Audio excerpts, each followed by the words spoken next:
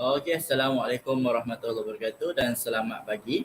Selamat datang ke sesi webinar yang dianjurkan oleh UMC. Kita hari ini bersiaran secara langsung di Facebook dan juga di YouTube UMC. Baik, pada hari ini kita akan membincangkan mengenai topik Awas skema. Skema hari ini makin menjadi-jadi. Jadi sebagai inisiatif, pihak UMC dengan ini akan membawakan kepada anda pakar dalam bidang skema ini dan dapat berkongsi kita punya mengenai tips-tips untuk elak daripada ditipu oleh skamer. Baik, untuk pengetahuan semua, kita akan menyediakan CJ kehadiran untuk sesi webinar hari ini. Link untuk borang kehadiran akan diberi 10 minit sebelum webinar berakhir. Dan lebih istimewa, 20 orang terawal untuk mendaftar bagi kursus Deception Manager di UMC dan anda Deception Management di UMC anda akan diberikan diskaun 10% yuran pendaftaran.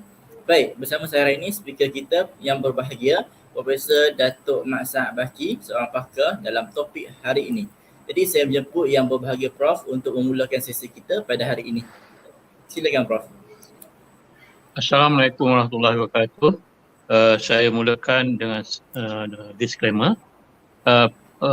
Program hari ini adalah merupakan prequel untuk program Deceptive Management yang kita akan adakan pada 17 dan 18 Oktober seperti yang Tuan nyatakan.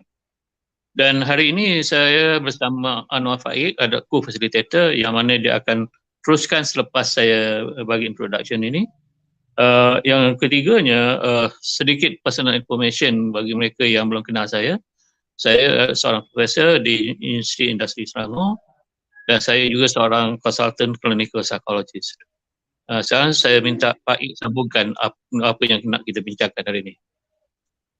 Baik, Assalamualaikum dan selamat pagi semua. Nama saya Anwar Saat dan juga saya merupakan salah seorang boleh dikatakan expert dalam the areas of social media. And untuk hari ini saya rasa lebih baik kita mulakan perbincangan kita di dalam bahasa Inggeris kerana terdapat beberapa terma yang kita akan menggunakan yang khas di dalam bahasa Inggeris. Jadi jika ada yang tidak memahami boleh letakkan di dalam chat dan insyaAllah kita boleh terangkannya di dalam bahasa Melayu. Jadi saya akan mulakan kita punya perbincangan ini di dalam bahasa Inggeris seperti juga di dalam Deception Management kursus yang sepenuhnya juga akan dilakukan sebolehnya di dalam bahasa Inggeris sepenuhnya. So without further ado, for today, my name is Anwar Saat. I'm a social media expert. I've been in the industry for many years.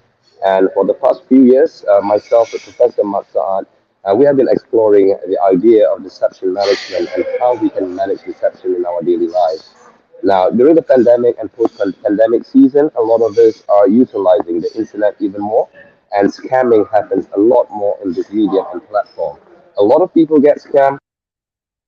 That penetration is on a high, and right now it is very important for all Malaysians to be aware of the threats that may actually appear, and this is in our daily life in the new normal. So with that, I think we can start with the first slide that we have shared earlier, and we will go through that page by page and we'll explain to you, or rather a snippet of what deception is all about. So can we get from the, yep, that's it. Deception in the years to come.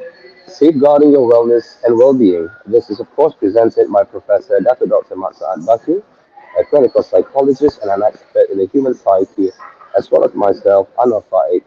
I wouldn't say I'm much of an expert, but I have experience in dealing with scammers and cases involving scams.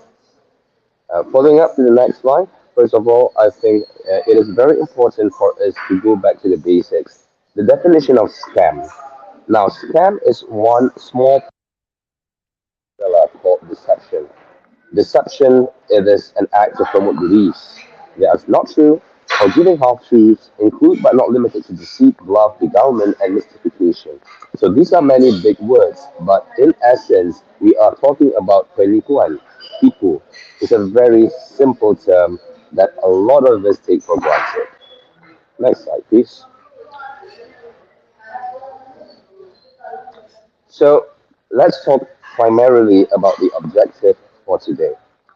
The discussion that we will be having is very short, and usually when we talk about deception management, it usually involves at least 2 days of discussion 2 days, and within the same day, we also have case studies, role playing, and many more. But the main objective for deception management is to promote truth seeking instead of lie spotting. Because everybody lies, but the main goal here is to understand why the lie. Prof. Mark, would you like to add on this notion?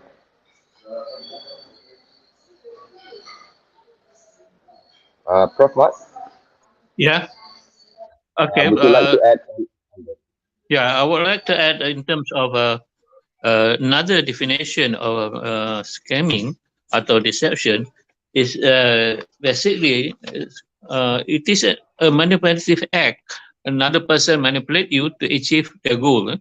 So scamming, the basic goal is to get your money. That's all they want to do. They want to get your money as fast as possible, as much as possible, without any regret or without any feeling of unfairness or any feeling related to being bad. So as far as they are concerned, they just want to take your money. So the faster they get your money, the faster they go away from you. So there is a lot of pressure on your part to really think and sort out whether you have been scammed or not.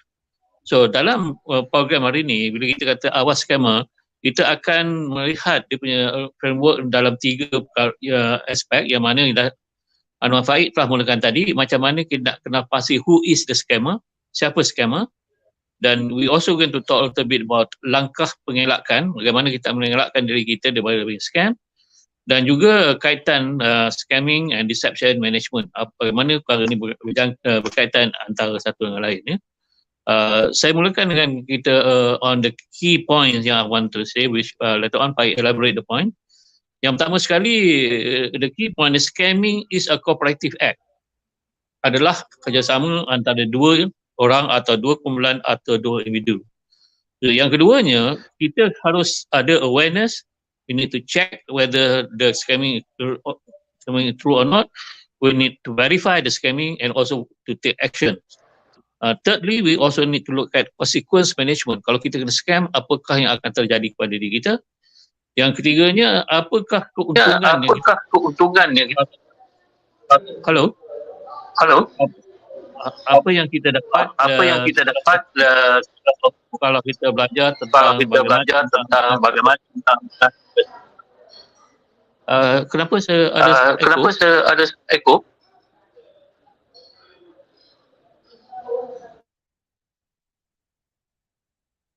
Halo? Yeah. Teruskan. Yeah, it's fine. Teruskan. Saya akan teruskan. So scammer steals your identity also by obtaining your personal information online. Scammer targets everyone, and everyone can be a victim, and no one is safe. So now I would like to elaborate in terms of scammer as a cooperative act. So when we say scamming or deception is a cooperative act, usually we will say there is 2 to tango. Kita membenarkan diri kita ditipu dan juga penipuan itu kita sedar yang ianya berlaku. Tapi yang lebih penting lagi, the most important thing is that to understand why this happens. Selalunya, bila kita memperkatakan lying is a cooperative act, kita membenarkan diri kita ditipu. Jadi seperti yang kita telah terangkan awal tadi, objektif kita adalah untuk mencari kebenaran dan bukanlah mencari penipuan. Seterusnya, saya minta maaf ya jika saya punya suara tidak begitu jelas kerana saya sekarang berada di lobi dan saya punya hands free tiba-tiba habis bateri. Jadi teruskan dengan slide seterusnya. Okey, sebagai yang kita tahu, scamming is a Hello? Boleh teruskan. Scamming is a manipulate human psyche, and they know what they want from you, and basically they want your cash through the technique you may be using against you, basically ghosting, gaslighting, deepfake, and very popular in Malaysia is love scam. So, scamming in itself, a scammer is a person or organization that deceives you in order to get something valuable from you, especially money. For example, they will use phone calls in terms of false promises to buy product, invest your money, receive product, offer money through grant or lottery. These So are noisy. just as basic example. So what motivates them? So firstly, the first motivation is to get your money and to get or get properties. So the aim is that what motivates them is to get your money or stolen. Number two, for personal gain or expenses. That's the second motivation. The third motivation, it is not anonymous and also depend on the victim gullibility. We are gullible enough to be cheated or to be lied upon or to be deceived by them. And number four, the motivation then your needs and then fulfill your whatever your needs are. For example, your need for friendship, your need for love, your need for comfort. So they fulfill that need. So scamming is a combination of various deception techniques that include mindset, hierarchy of need, and false choice. Right, continue. Right. So I'm sorry if it's a bit echo because it was a little bit noisy. Can you hear me clearly now? Yeah. Can you hear me clearly now, Prof. Mat? Yes. Okay. So in order for us to really understand and grasp the concept, kita dah menyediakan a very simple exercise, which is misdirection versus distraction. Now, one of the tools used for scamming is the idea that the perpetrator can misdirect you and can distract you because the human mind can only focus at one thing at a time. For example, if I were to tell you, okay, everyone, look to the left. Naturally, you will want to look to the left. That momentary loss of attention is enough to misdirect you so that the scammer is able to manipulate how you think. Because the human mind can only focus at one thing at a time. When they say you are able to multitask, multi-think, usually these people are lying to themselves. Because as human beings, we are objective creatures, we are not multitaskers. So in this sense, a simple exercise is, if you look at the picture, it says that keep right, but the arrow shows left. And naturally, you will look to the left, you will look at our photos right here. So that's a very simple notion of how misdirection and distraction serves as the main tool for scamming. For example, if most of you are on Facebook or on Instagram, if a scam is to be taken place, it is usually highlighted as an advertisement, as a product that you need. That has already distracted you from your objective. Possibly, your objective is to look to the social media to see things about your friends. Instead, something caught your attention, something that is of value and something that is beneficial to you. That has already distracted you from your main objective of being online. With that in mind, it is easier right now, especially now in the age of internet and fast connectivity, scammers can run 24/7 at any time, anywhere. Next slide, please. Okay. Now, we look at the mindset. So maybe Pai can explain in greater detail what are these mindsets all about. Right. So if we look into the slides that we have here, it is a common conception that the minds of the human being evolved from the reptilian mind. So the reptilian mind, we basically communicate through visual cues, body languages, or non-verbal communication. If you look at the lizard as a reptile, it is only to survive and reproduce. That is the mindset. As we evolve as human beings, the mammalian mindset, our brains become bigger and we can communicate through informational messages. That is literally speech. And it has activated our fight or flight response. We are able to plan and coordinate, and ultimately, we trust our emotions. Now, as the brain evolves into the primate mind, the thinking brain expands. This is where deception happens. We are able now to explore our imagination and impose our ideas on other primates. In essence, we are just monkeys in clothes. But if you look into nature, there is always deception happening every time. From the reptilian mindset with camouflage, to the mammalian mindset, to the primate mindset, we are all creatures of habit. And not only creatures of habit, we are susceptible to deception. And understanding the basic principles of the different mindsets of the human being, scammers are able to clinically and surgically enter your brain and make you believe on what is not true. Prof. Mat, anything you want to add? Yes, and we need to talk also some of the things that scammers use as success factors, how they become successful in what they are doing.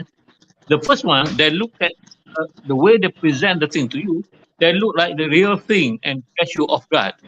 Jadi bermakna, although we had the reptilian mind concentrating on certain factors, but we got distracted by it and we focus on some other thing. Number two, they take advantage of new technology, new product, new services to create believable stories. Dia menggunakan macam-macam cerita lah untuk mempengaruhi kita. Yang ketiganya, kita sebagai victim, kadang-kadang kita ada curiosity dan kita berminat untuk mengambil tahu tentang perkara yang kita tidak berkaitan dengannya. So bermakna you are curious about uninvited contact. People contact you, dia tengok nama, ini siapa? You contact. Then you got trapped. And then we have what we call trusting nature, and we trust everything. Sometimes even things look too good to be true, we also trust that. Jadi ini yang banyak terperangkap dalam scam ini kerana kita ni terlalu mempercayai orang lain dan kita tidak ada macam satu sistem untuk check ourselves. Dan yang kelima yang menyebabkan scam ini successful, victims lack skill of doing image research. We don't follow up, we don't do some basic research. Why? Apa ni cara yang dia melakukan advertisement dia, kita tak ikori dengan penyelidikan. Jadi kita terus percaya apa saja yang dibentangkan. Jadi ini yang menimbulkan masalah. Kadang-kadang tu benda yang bertentangan dibentang kepada kita dan kita bercelaru yang mana satu yang betul. Dan lama kita pilih apa yang teringin pada masa tu dan kita terus membuat pilihan. Dan di situlah scammers tahu apa yang kita nak dan dia akan lakukan sesuatu untuk menarik minat kita. That's a concept. They know what you are hungry about and they also know how to fix into that hunger. So maybe if I can explain about hunger. Hello? Right. Yes. So the idea of knowing what you're hungry for and knowing what they want, it goes back to the primate mindset. For example, if an alpha monkey would like to mate with a female in the group, they will express their dominance. They will also portray strength. They will also make themselves bigger. They will make themselves stronger. So the idea of using non-verbal cues to communicate a message, it goes down to the primate's behavior. So in this sense, knowing what you're hungry for, the monkey knows what the female wants, which is protection, security, and safety. And the dominant monkey will then display that. Can we go to the next slide, please? So before we go to the problem statement, we have already discussed this earlier, where everyone is a liar, everyone has been lied to, and lying is a cooperative act. Let's go to the next slide.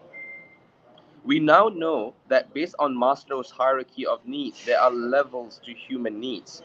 To fulfill basic human needs, it starts with physiological, the environment, the basically it is what makes you feel safe. That's food, water, shelter, and all these things. As the need grows in relevance, you will go to the safety needs, love and belonging, esteem, and ultimately self-actualization or self-fulfillment.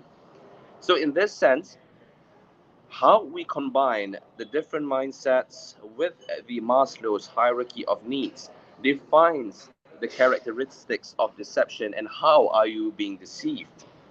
In order for us to go to each layers, it will not be sufficient to discuss this in half an hour, because even Maslow's hierarchy of needs has evolved, as well as the mindset has also evolved because of new findings in the academic field. But what we can share with you here, these two theories of the mindsets and the Maslow's hierarchy of needs defines what you're hungry for. And as people who are deceiving you, they are experts in manipulating the various levels of human needs and the multitude mindsets of the human being.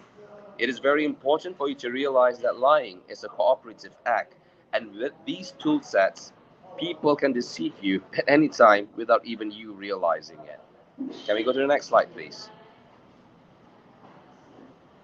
So over here, there's 7 types of lies. I will do this as my last slide. I have to apologize. After this, Prof Mat will continue with the entire presentation. But I will be talking about the first 7 deception. There is error. Error is something that happens as a mistake. For example, if you're looking at the balance sheet, 100 ringgit, if the decimal point is misplaced, that can be 10,000 ringgit. So that may not necessarily be a lie, but it can be an error. An error can also be used as a shield to protect you. So of course you have omission, restructuring, denial, minimization, exaggeration, and ultimately fabrication.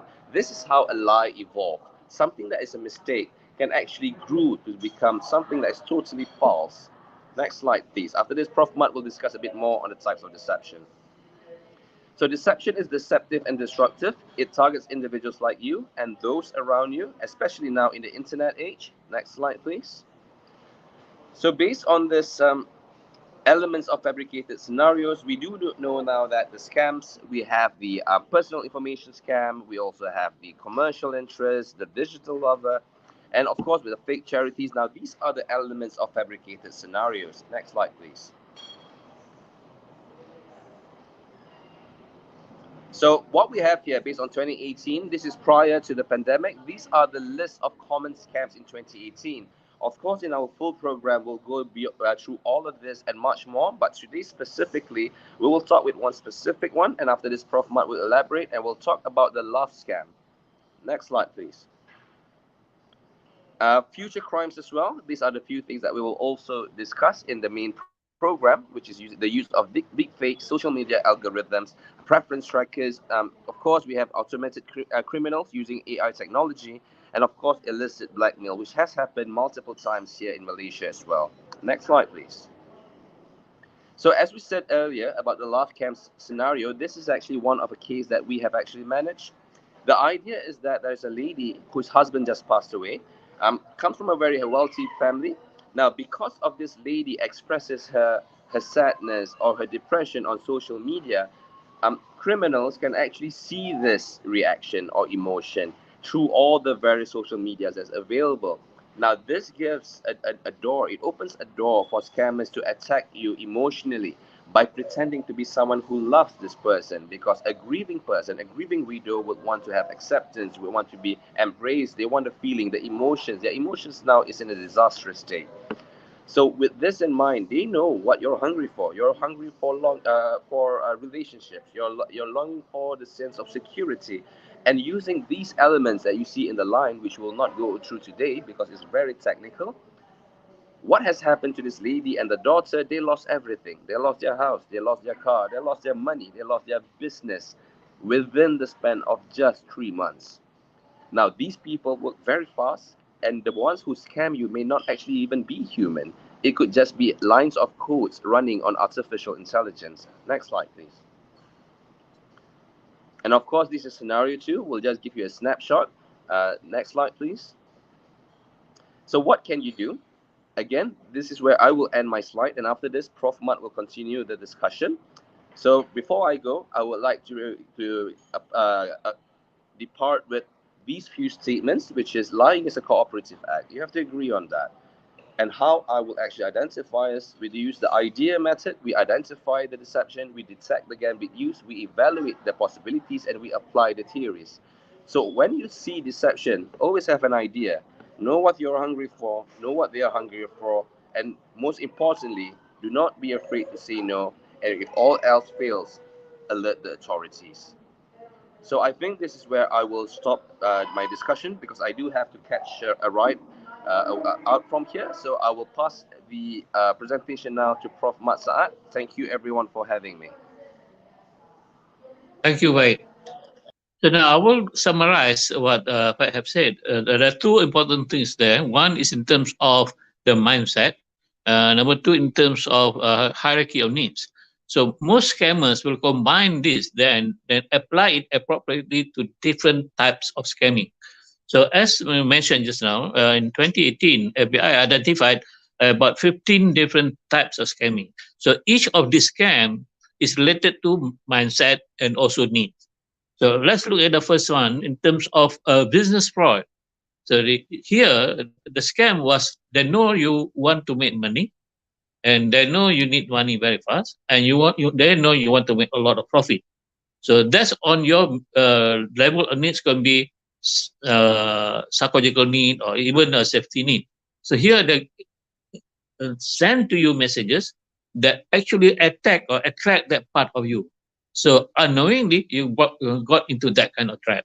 The second one is term of which is very popular in Malaysia, scamming with regard to fake drugs and actually untuk orang lelaki ubat kuat. So jadi di sini banyak yang kena tipu kerana mereka menyangkakan ubat yang dijual tu adalah ubat yang terbaik bagi orang lelaki yang dia punya motor keras dan tegang. Jadi dia menggunakan mesej-mesej yang macam ni, dia menjual ubat, jadi orang yang perlukan ubat ni, kadang-kadang tak perlu pun, dia terus membeli, dan apa yang dibeli hanya air sejuk saja atau minyak olive saja yang dijual. Jadi sini penipuan terjadi kerana dia tahu kita ada keperluan itu, terutama di kalangan orang lelaki, untuk menjamin kejantanannya. Jadi fake drugs and fake medicine is quite popular. Among the ladies, satu daripada scamnya ialah fake cosmetic. Barang-barang kecantikan, pasal wanita takut menjadi tua dan perlu muda sentiasa, yang mana cuba melanggar peraturan insani. Jadi di sini ramai yang tertipu dengan produk-produk tertentu. Dan bila kita beli produk tu, yang kita beli hanya tepung jagung atau tepung gandum sahaja. Dan di kalangan seniors juga sedang ditipu kerana seniors ni orang-orang yang pensioner dan sebagainya, knowledge berkenaan dengan social media agak berkurangan sedikit, jadi mereka sedang ditipu. Ini termasuklah pesara. Pesara ni banyak tertipu dari segi investment. Kerana scammer tahu setiap orang yang bersara dari kerjaan sebagai contoh, terutama sekali dari peringkat yang besar, banyak duit pencen. Dia akan offer berbagai jenis perniagaan, perniagaan investment yang menggunakan duit pension itu sendiri. Jadi dalam masa 3 bulan, pensioner tu habis semua duit pensionnya. Dia nak pergi Mekah yang dihajati pun tak dapat. Jadi itu cara dia scam kita.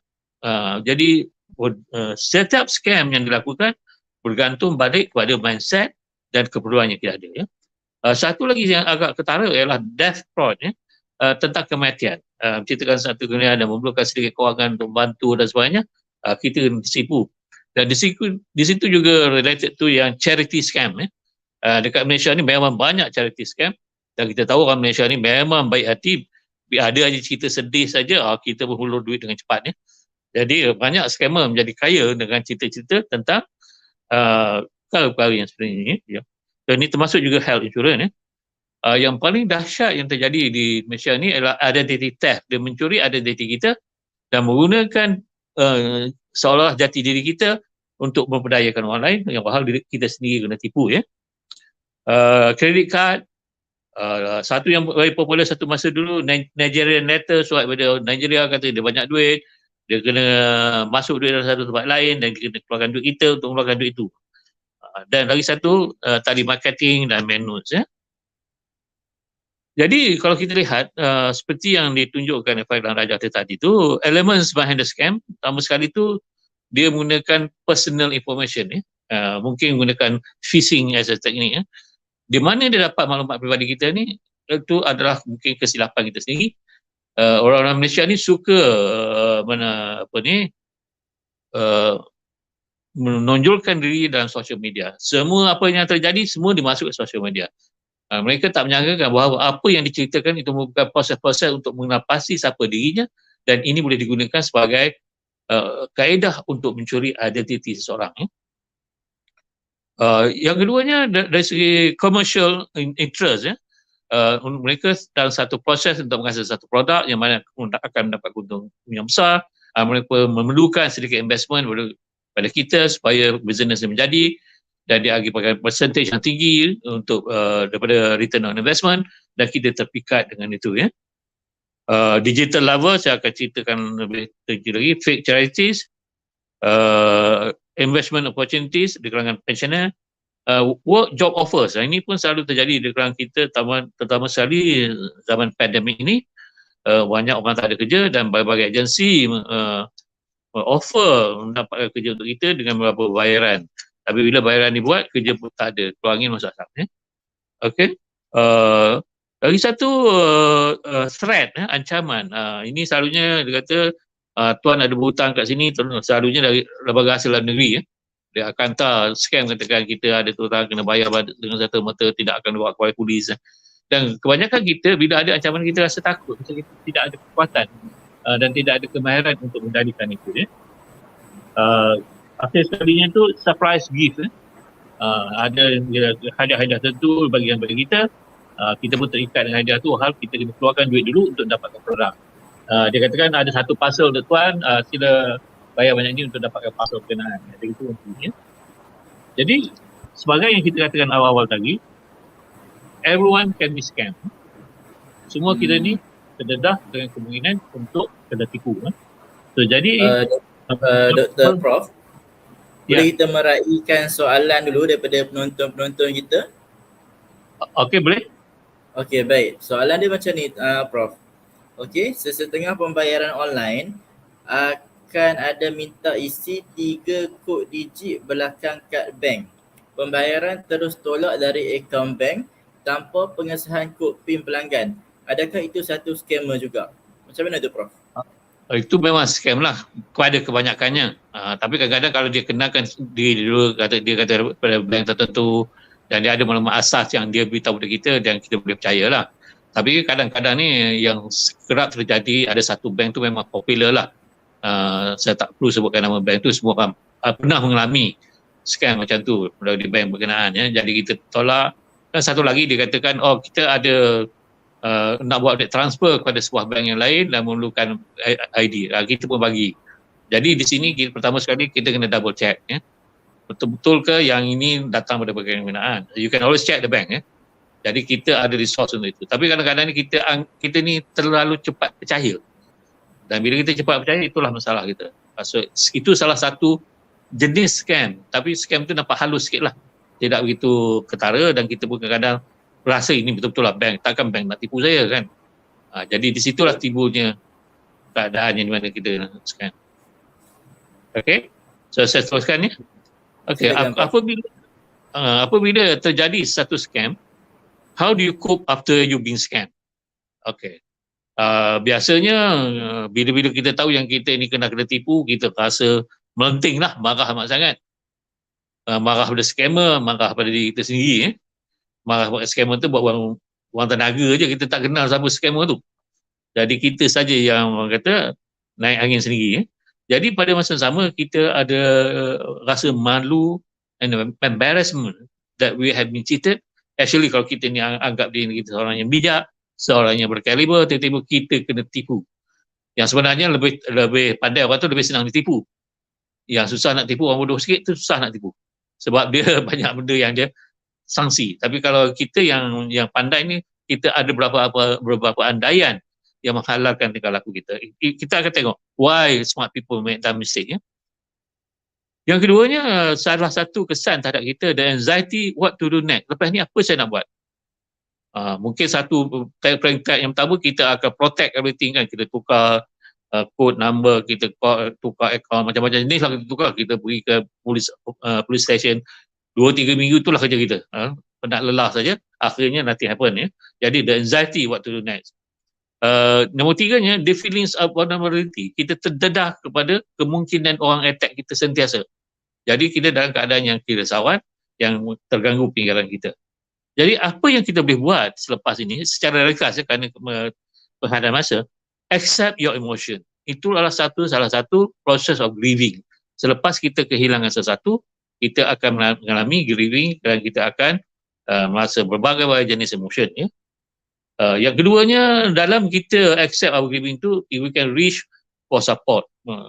Minta sokongan belakang kawan, ahli keluarga, tapi kena pilih siapa yang kita dapat sokongan. Kerana dalam masyarakat kita ni, yang nak menyokong mungkin seorang, yang hentam ada 9 daripada 10. Jadi kita nak tahu pada siapa yang kita boleh dapat sokongan supaya kita dibebankan lagi dengan tuduhan-tuduhan yang negatif. Yang keduanya, take care of yourself. You need to take care of your health, actually your mental health. Kerana if you don't take care of that, you can go kuku. Dan pada masa sama, kita yang pernah mengalami scam ni, kita boleh membantu orang lain bagaimana nak meneruskan kehidupan mereka dengan sokongan kita.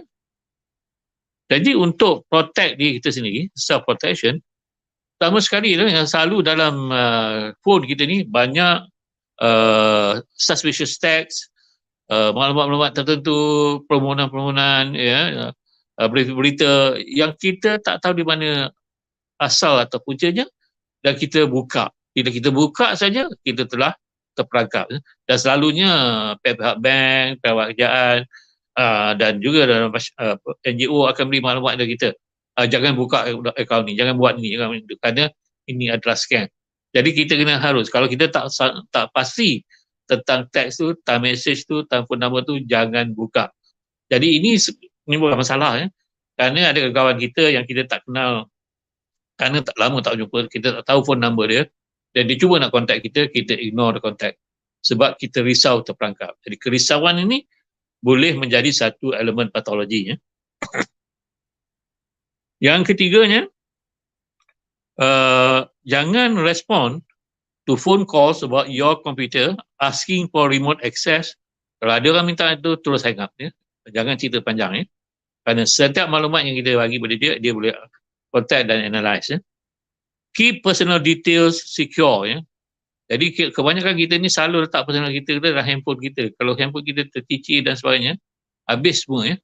Kerana akaun bank nama ada, akaun anak-anak ada, business ada, portfolio, semua ada dalam tu. Jadi adakah itu selamat letak everything dalam your handphone? Lagi satu sekarang ni ada app yang boleh access your handphone sendiri. Kalau dia diri dekat kita dalam 5 minit saja, dia boleh contact apa access daripada handphone tu dan dia akan dapat maklumat tu. Caranya itu kena tanya pada pakar lah bagaimana dia akan buat.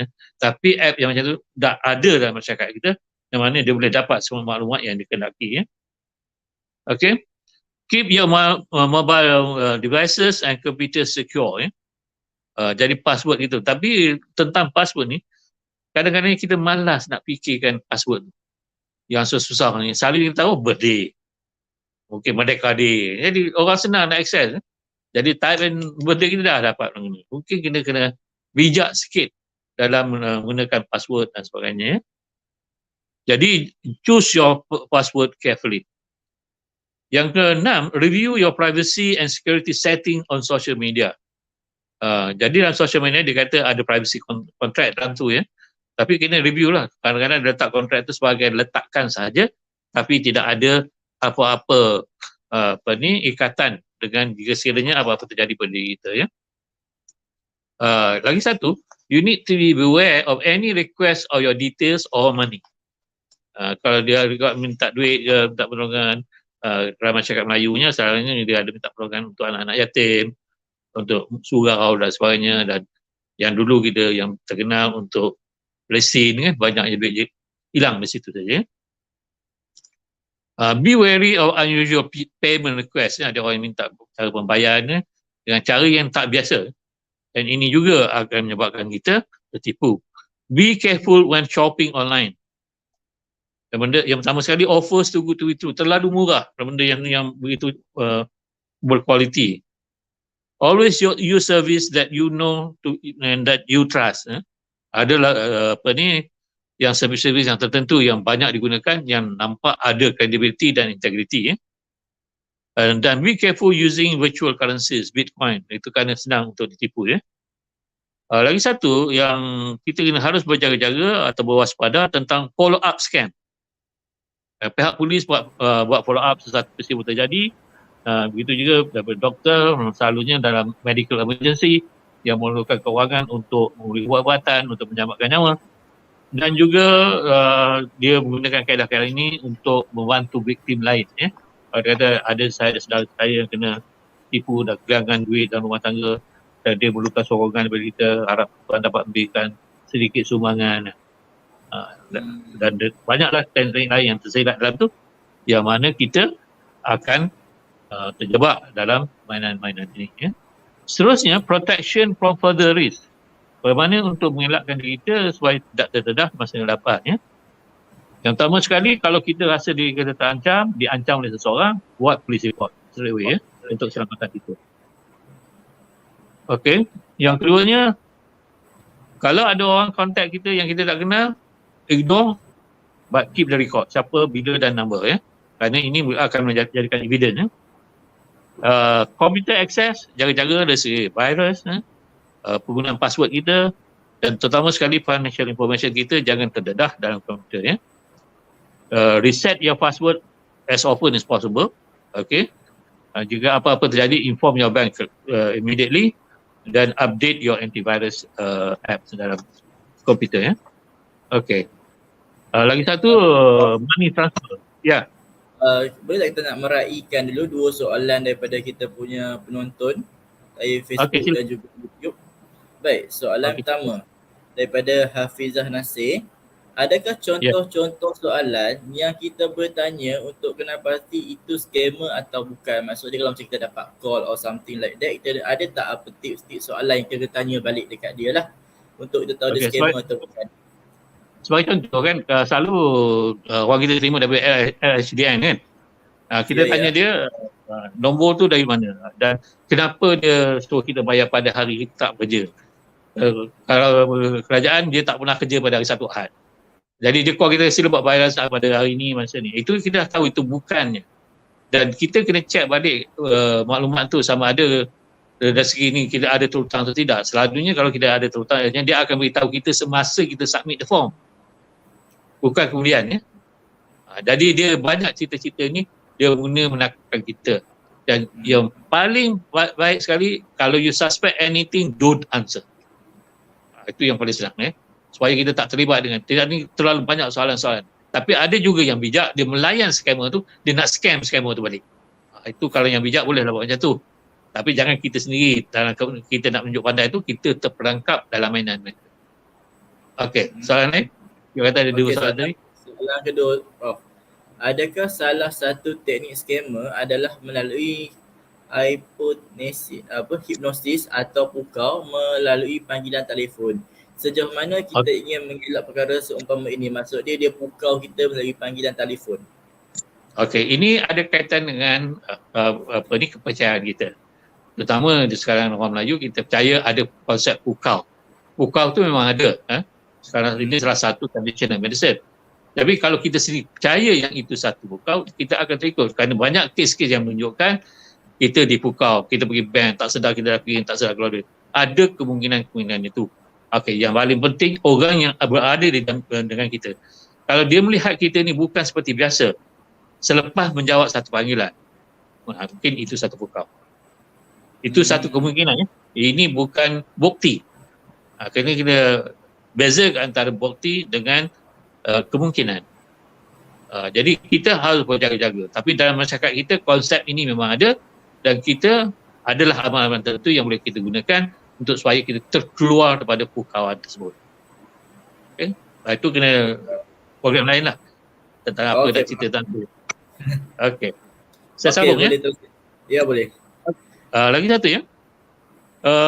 Kalau kita PIN kita kena curi ya. Yang pertama sekali kita kena contact bank. Kedua, elok kita check bank statement kita. Kadang kita tengok ada withdrawal yang kita tak tahu. So jadi sebarang apa yang kita nampak ganjil yang bukan kita lakukan dalam statement kita, kita harus waspada dan harus beritahu bank berkenaan ya. Dan jika kita juga tengok kita punya credit score kita, berapa banyak kredit, berapa banyak duit yang digunakan ya. Kerana ada individu tertentu yang pandai mencuri kita PIN number dan dapat menggunakan kad kredit kita, dia akan siphon off duit kita daripada akaun. Jadi itu sebabnya kita kena minta bank hantar statement. Walaupun kita kena bayar extra RM10, bayarlah kerana bagi kesempatan kita dapat monitor di mana duit kita telah berkurangan atau telah lesap. Ya. Tapi kadang-kadang terlalu lambat, dah semua lesap baru kita terkejut. Ya. Okey. Walau apapun, dalam kita mengendalikan scammer ni ada dua isu besar yang selalu terjadi. Yang pertama sekali, self-blame. Kita blame diri kita sendiri dan kita rasa bersalah. Lebih baik kalau kita gunakan konsep self-responsibility. Okay? Instead of self-blame, go to self-responsibility. So self-responsibility ni apa benda? Bertanggungjawab pada diri sendiri itu apa benda ni? Apa perkara yang dimasukkan? Dia ada 3 elemen dalam self-responsibility. Dan ini satu mesej yang saya nak sampaikan kepada semua orang supaya kita tidak label, tak menuduh, tidak blame, tidak kisah, tidak rasa memarah orang lain. Kerana apa yang terjadi, satu yang telah terjadi. Dan kalau kita tuduh diri kita sendiri pun, tidak akan melepaskan keterjadian itu. So lebih baik lihat di sisi kita tentang apa tanggungjawab kita melindungi diri kita sendiri supaya kita tidak terkena scam. Yang pertama tadi, kita kena tengok what you do. As part your responsibility, what you do to ensure that you don't get scammed. Itu you are responsible for that. Yang kedua, you are also responsible what you don't do. Misalnya dia tak letakkan tempat yang selamat.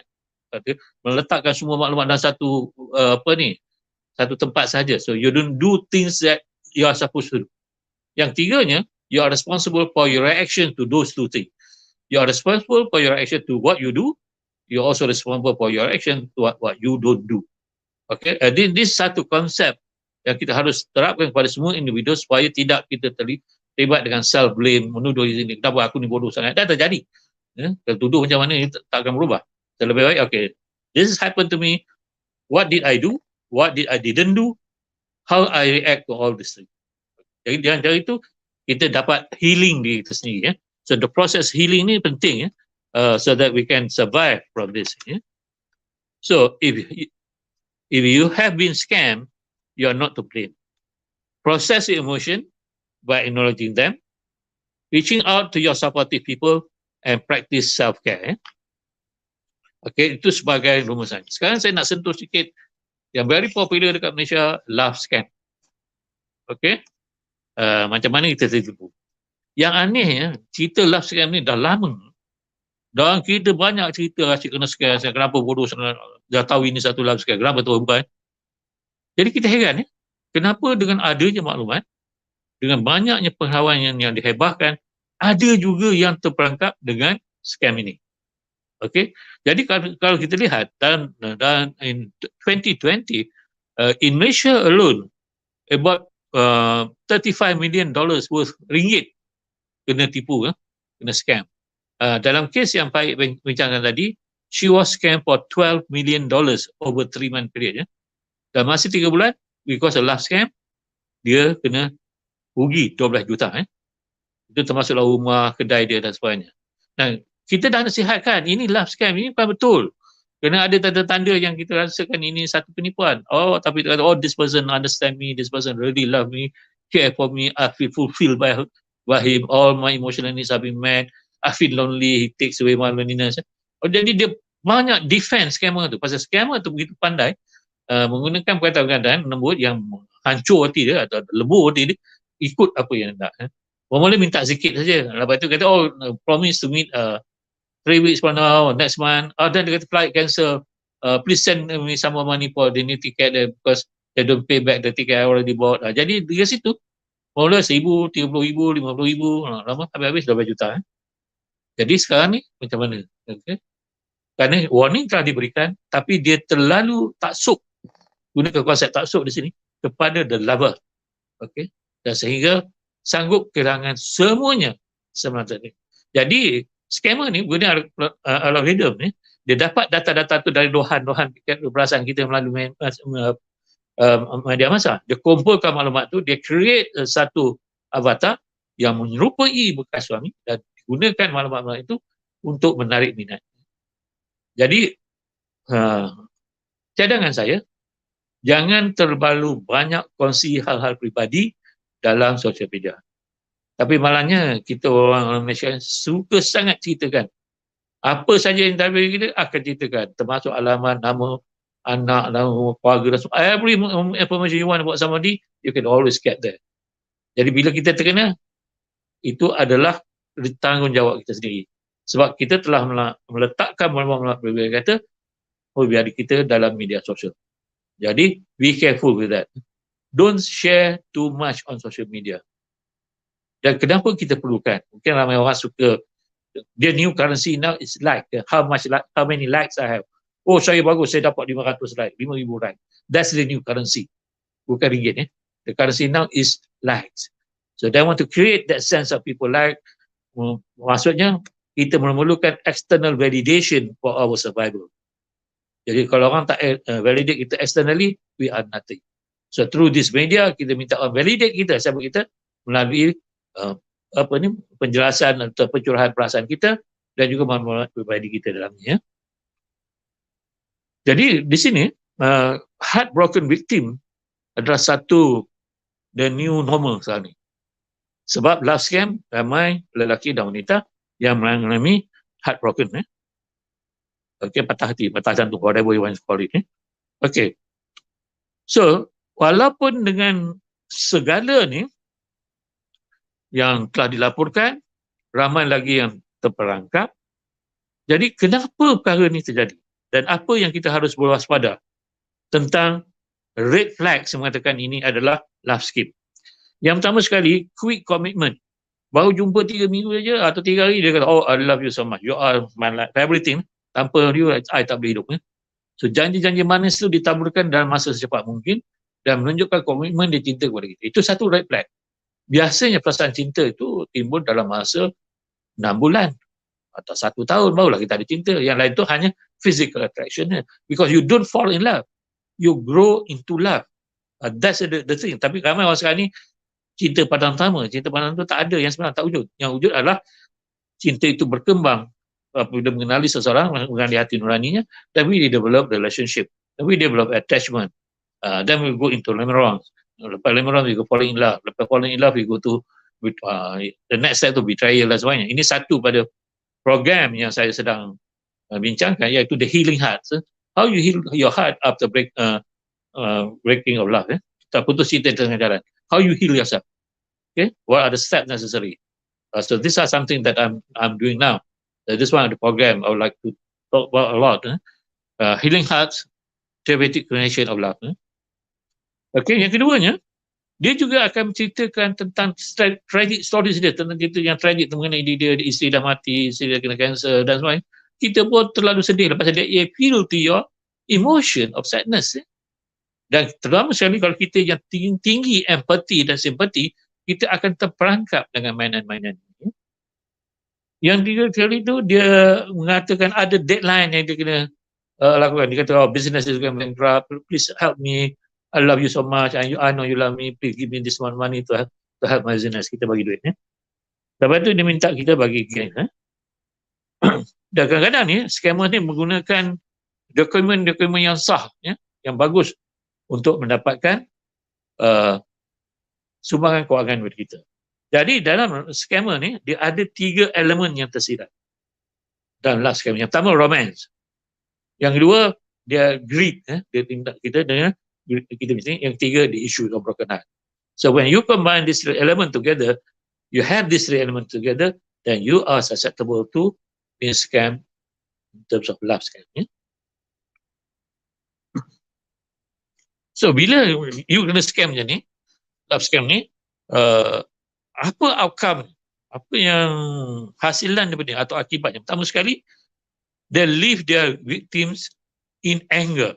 Jadi kita terlalu marah, I trust you, I love you, why did you do that to me? Itu dia tanya pula, apa bodohnya saya, apa silapnya saya? You keep on digging into your heart and your head for problem. Okay, lagi satu, you cuba kendalikan ataupun cuba merasa kecewa kerana duit dalam bank you dah jadi kosong. Okay, so all your saving, all your life saving for years and years suddenly disappeared within 3 months. Yang tiganya, deep shame, malu terlalu sangat kerana ditipu. Okay, so bagaimana mereka ni, apa modus operandi scammer ni? Pertama sekali, dia menggunakan con ni yang dipanggil long term con. Jadi dia akan con kita ni, scam kita ni untuk masa panjang. Selalunya minimum 3 bulan hingga setahun atau 2 tahun to finish all your money. So it is long scam atau long con, not untuk sementara atau seminggu 2 minggu saja. Yang keduanya, they initiate relationship through online dating, website, social media, and sometimes through professional networking. So this is the playing field for them, di mana dia mendapatkan maklumat untuk scam you. Yang tiganya, dia can assume fake identity via stolen profile, pictures, and biographical detail. Macam kes yang that lady itu, dia dapat biodata tentang bekas suaminya, dan dia create avatar, muka pun serupa macam muka suami, tingkah laku, cara gaya, semua everything lah. Dia create avatar from the information given to you. There's AI app yang boleh gunakan untuk ini, termasuklah fake deep fake. Okay, so the assumed fake identity via stolen profile pictures and variable detail created to appeal most to their chosen victim. Dan dia tahu what you want, what you're hungry about, and they put the need dalam tu, and you got attracted to that. Usually, they lema the victim on the site quickly, lepas tu cepat-cepat, they go into email. Okay. Jadi, mass media tu yang apa ni, yang website tu untuk berkenalan saja dulu. To initiate the relationship. Once they got caught, they catch you, they go to their own, go into email communication. Jadi dia dah melepaskan diri dia daripada normal social media dan go straight to email saja. And that email content become personalized dan dengan itu lebih senang untuk dia menipu kita. Okay. So, bagaimana? Setelah dia keluar pada website tu, dia go online, dalam masa 2 minggu saja, dia declare dia everlasting love for you, everlasting love for you. Okay. Once they can develop trust with you, they're begging, testing you with small requests, small amount of money. Then, as it progress, the one get bigger and bigger. Okay. So, these are some of the strategies they use. Tak boleh kita saja detail because it's quite a long thing. Okay, some of the things that they choose, dia punya basic term they use dan bagaimana dia nak mengikat kita tu, pertama sekali tu similarities. Apa yang dia suka, apa yang you suka, dia akan letak, dia pun suka benda yang sama. So, one is similarities. Kedua, reciprocity. Maknanya dia, you bagi dia sikit sayang, dia akan bagi lebih. Dia reciprocate, ada ni, saling bantu-bantu, dan seterusnya. Dan urgency. Ada isu scarcity, tak cukup masa, tak ada duit, dah urgent. Dan dia communicate to you consistently. Tiap-tiap hari dia akan hantar surat. Tiap-tiap hari akan message that he loves, miss you dan sebagainya. You nak tidur malam pun tak boleh. Dia bombard you, what we call love bombardment.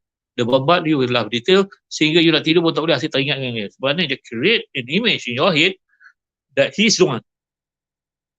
Atau he is the one. That you are willing to do anything, everything for that person. So that is kan indoctrination process yang dibuat dalam kepala kita supaya kita terpikat dengan dia. So this is what is a form of mind control ataupun of orang kata indoctrination process supaya kita sayang pada dia. Ya. Okay, jadi komitmen dia tu terlalu cepat dan terlalu hebat yang biasanya susah untuk dipercayai, tapi kita percaya sangat pada dia. Dan ada ciri-ciri tragik yang diceritakan tadi. So di antara guideline yang kita boleh terima untuk mengelakkannya, pertama sekali tu never send gift card, never exchange cryptocurrency, don't step out check out dia punya background, consult your friend and family, okay, insist on video check, don't overshare on social media, actually dia punya photograph, kadang-kadang ni dia minta gambar kita bogil, kita hantar gambar tu dan dia akan guna tu to blackmail us.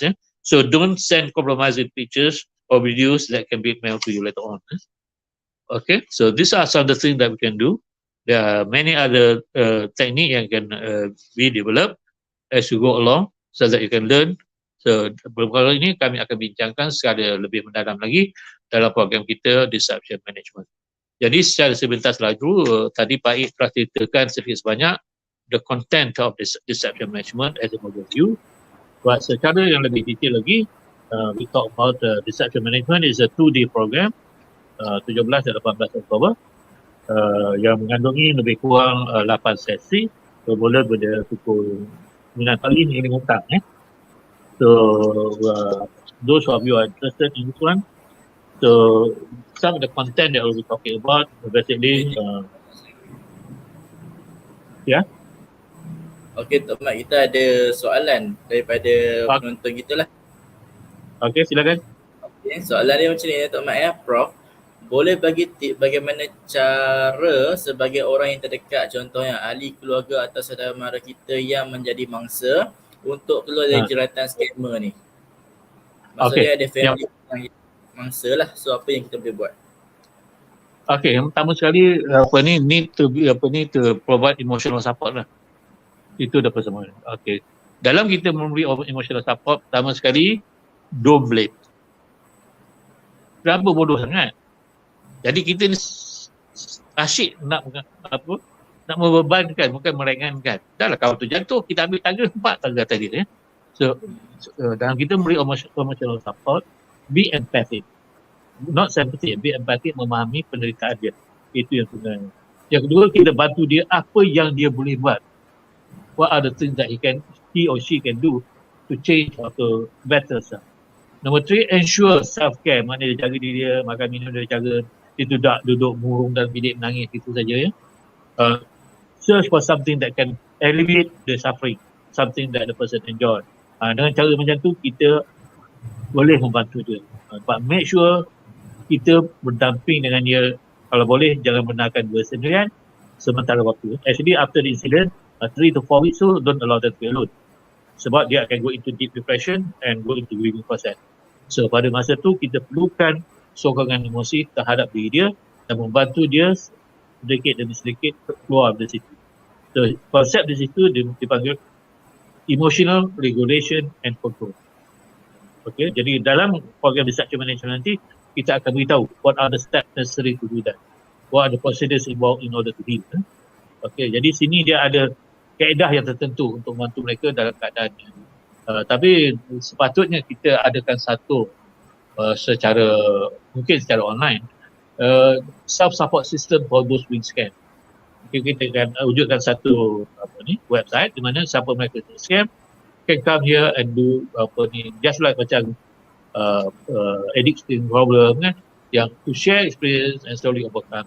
So social support system actually for family system is very important in order to recover. Okay. Okey, kita ada soalan lagi. Tok Mat, boleh ulas bagaimana golongan berprofil tinggi dan profesional pun boleh menjadi mangsa skamer dan kenapa golongan wanita paling ramai menjadi mangsa? So kalau macam kita tengok kenapa golongan profesional tinggi ini pun jadi mangsa. Contoh macam Ayah Pin dulu pun ramai kan golongan yang profesional yang menjadi terpengaruh. Jadi kenapa benda-benda macam ni boleh berlaku, Tok Mat? Okay, soalannya why smart people make that mistake lah. Ya, betul. Tapi kalau macam tu lah. Kenapa orang pandai ni tertipu ya? Ya, betul. Okay. Yang pertama sekali, overconfident. Dia yakin yang dia ni pandai, dia bijak. Takkan orang macam saya ni boleh kena. I'm a CEO. I'm a manager. I know people. Itulah. Bila kita dah go into that space, kita tak terima nasihat orang lain. Kerana kita pada masa itu, kerana overconfident kita ada blind spot. Kita tak nampak kelemahan dan kekurangan kita sendiri. Terutama sekali orang yang pandai. Pasal dia biasa pandai, dia biasa bagus, dia biasa bijak. Jadi bila orang kata you dah tak bijak ni, dia tak boleh terima. Okay? Jadi orang macam ni lagi senang diperangkap. Okay, kita menggunakan overconfident dia untuk scam dia. Ini memang scammer memang pandai. Ini because scammers are very intelligent. I prefer to use the word cunning. Scammers are cunning.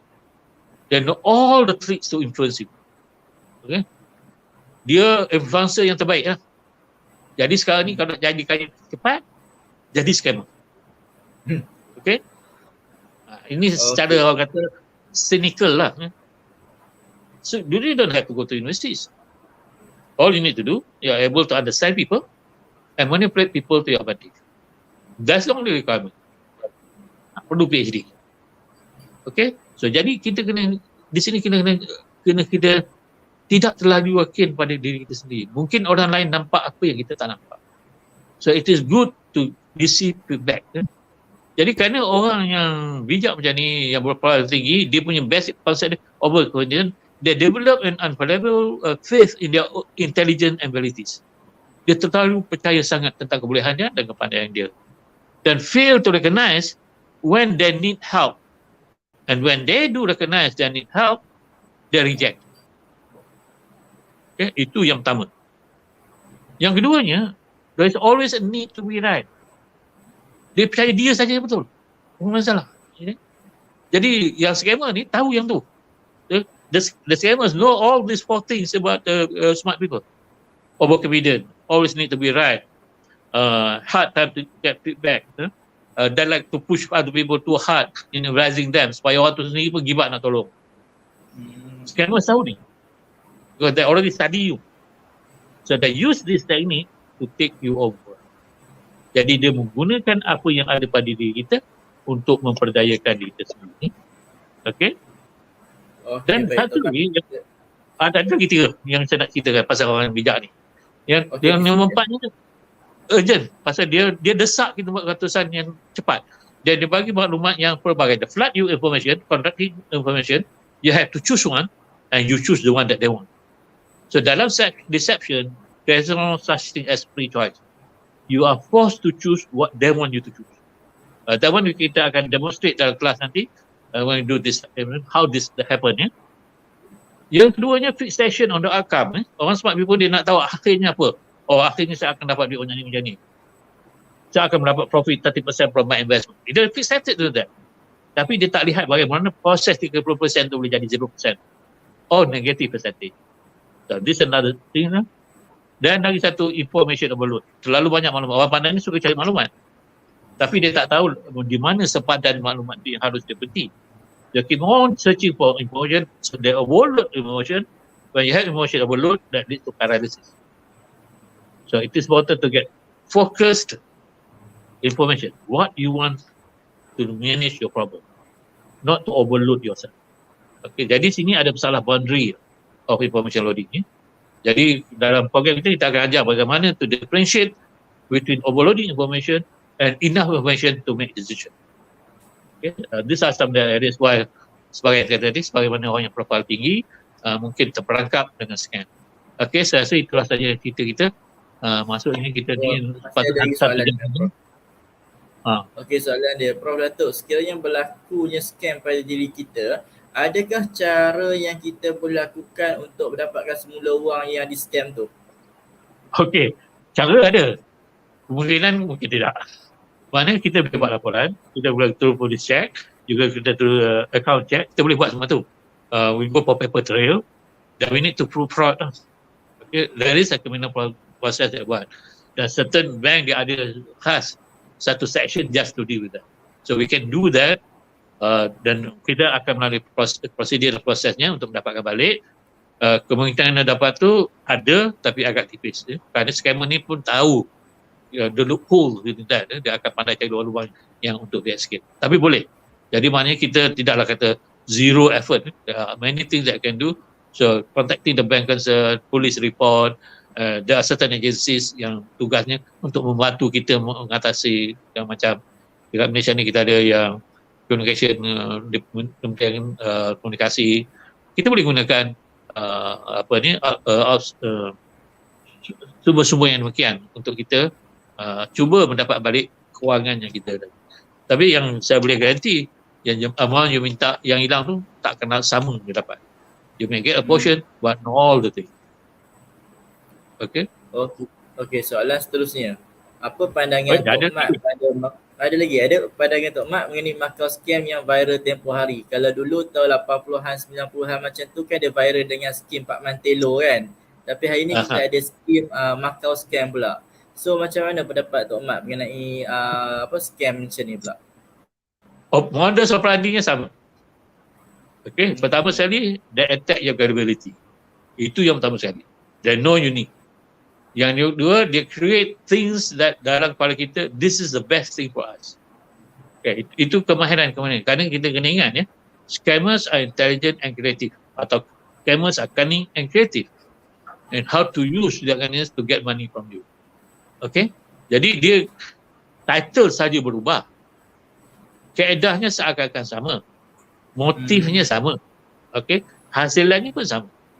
Jadi kita dah ada sejarah macam ni. Tapi yang jadi isunya, kenapa dengan ada sejarah ini kita masih juga terperangkap? So, are you not aware? If you are aware, you are not you become complacent about it. You are not taking action, or you are not taking personal responsibility to ensure that you will not be scammed by that. Kita sejarah banyak. Kita ni seakan-akan sama. Kalau you tengok setiap cerita tu, the core thing is the same. Okay? So go back to your needs, hierarchy of needs and the mindset tadi. So kita menggunakan dua ni sebagai platform for you to access whatever scam you are running. So for example, if you hunger for, sekarang ni banyak orang hunger for title kan. Satu nak ada title tertentu, dan ada offer bagi, okay, you pay me this much money, we can get this title for you. Jadi kita berilah duit tu pasal kita hunger for that. Tapi dia tak ada kuasa untuk memberikan title sebenarnya. Tapi kerana kita nak sangat title tu, dan kita rasa ini boleh menguntungkan kita pada hadapan, kita terperangkap. What they do, they meet your needs. They know what your hunger of, and they fulfill your hunger. Okey, satu lagi soalan.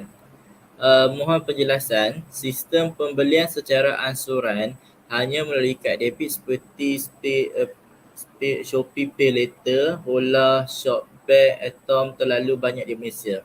Adakah ianya selamat? Contoh Hola sekarang dah tukar ke Shopback. Rasa was-was dengan platform tersebut. Okay. Keywordnya bagus, was-was. Kalau you was-was, delete. Jangan buat. Pasal insting you sendiri katakan, I can be scared. Ikut you punya insting, naluri you. Ikut itu dulu. Kalau benda ni boleh percayai, check dengan orang lain yang pernah menggunakan servis ni. Adakah boleh dipercaya atau tidak? Okay. Saya tak boleh sebutlah nama tertentu yang jual online ni. Ada yang boleh percaya, ada yang tak boleh percaya. Dan ada banyak penipuan ya. Jadi gambar yang dia letak tak sama gambar yang dapat daripada kita. Okey. Dia letak gambar tu cantik, harga macam ni. Bila sampai rumah tengok 4 keping papan aja. Okey, ada macam tu. So you need to check the validity, the integrity of that. Satu caranya check dengan ROS atau ROC. Adakah business ni registered? Itu satu. Salah satu kami. Jadi situ kita tahu kan account dia, kita tahu apa nama company dia kan, ada registered atau tidak. That's the first one. Number two, check with people pernah gunakan ni. So you can go online. I'm thinking of buying something like that. I'm sure some of you have heard about this. What are your opinions? Jadi boleh dapat. Okay? Okey. Satu lagi soalan saya nak tanya Prof lah, pendapat Prof sendirilah. Contoh sekarang ni kan banyak penjualan produk timbang kilo yang pakai sistem MLM, contoh daripada kilang jual kepada pemborong pada ejen dropship. Adakah benda ni dia macam scam juga, sebab produk yang dijual tu pun susah, yang diorang jual tu orang bawah ni susah nak dapat untung balik. So macam mana tu? Macam founder dia jual, yang dijual dia punya customer adalah ejen-ejen dia, tapi ejen-ejen nak jual balik kepada orang lain tu susah. Jadi macam mana pendapat Prof benda-benda yang macam ni? Okey. Dalam multi-level marketing hanya beberapa industri tertentu saja yang mendapat keuntungan. Kebanyakannya hanya menjadi gurkha. Maknanya jadi pekerja untuk cari keuntungan dan kosong untuk. Tapi ada individu yang berjaya. Dan dia akan tunjuk evidence orang yang berjaya ni yang menyebab kita meningkatkan kepercayaan kita pada produk multi-level marketing. Okay, atau serupa dengannya ya. So we have many different product, we have many style. But yang basic konsep kita kata orang yang atas dia ada ejen ada pun di bawah tu kan. Tapi yang dia yang menjual ni tak dapat apa-apa. Orang atas dapat keuntungan yang bergolek je lah. Dia kata passive income. But you yang kerja keras ni, no income. So it's up to your interpretation. If you want to say that is a scam, that's a scam for you. If you want to say that that's an investment for me, that's investment for you. Tepuk dada tanya saya. But the konsep asasnya, if you ada was-was, don't do. Because your instinct yang already has told you that something bad will happen. Okay? Okay. I think we have passed our time. Okay, Hasan. Kita jumpa lagi pada 17-18 Oktober nanti dan we can talk about the reception secara lebih meluas, secara lebih detail, dan kita juga akan bincangkan teknik dan juga some example how it's been done. So this example yang kita ambil ialah real example, bukan yang orang kata curated example. Is actual example yang apa yang terjadi dalam masyarakat kita Malaysia ni, dan berapa banyak wang yang hilang dan juga berapa banyak hati yang pecah dalam apa kan. Okay. So, thank you very much for being here. Okay, terima kasih Prof. Jadi terima kasih banyak-banyak diucapkan kepada Prof Dato Saat Baki atas perkongsian beliau tadi. Jadi jika anda ingin mendaftar untuk kelas yang lebih lanjut dengan Prof, bolehlah mendaftar untuk di section management yang dianjurkan oleh UMCSET.